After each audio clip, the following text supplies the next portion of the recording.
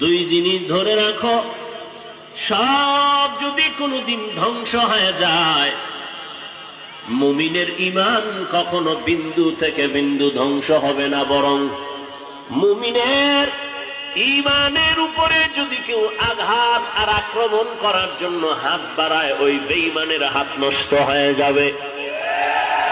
মুমিনের ঈমানটাকে ধ্বংস করার জন্য যদি কেউ মেধা খাটায়, ওর মেধা নষ্ট হয়ে যাবে। আল্লাহ চোখের সামনে দেখায়, আল্লাহ নবী বলেন, আমার কোরআন ধরে রাখ, আমার সুন্নতের ধরে রাখ, জীবনে তোর বিপদ আসবে না।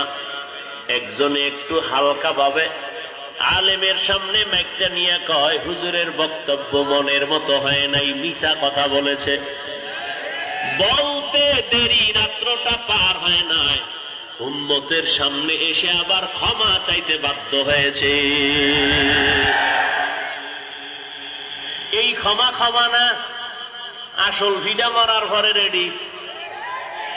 লিকুল্লি শাইইন জিনাতুন ফিল ওয়ারা ওয়া জিনাতুল মারই তামামিল আদাবি আজ খোদা খাহিমে তৌফিকে আদব বেআদব মাহরুমে গাশত আজ ফজলেরা।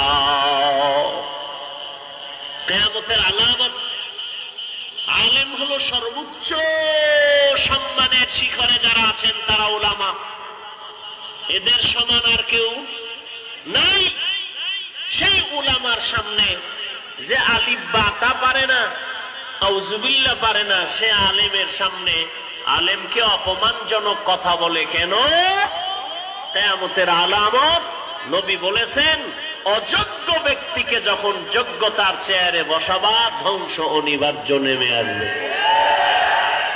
আল্লাহ হেদায়াত দান করুন।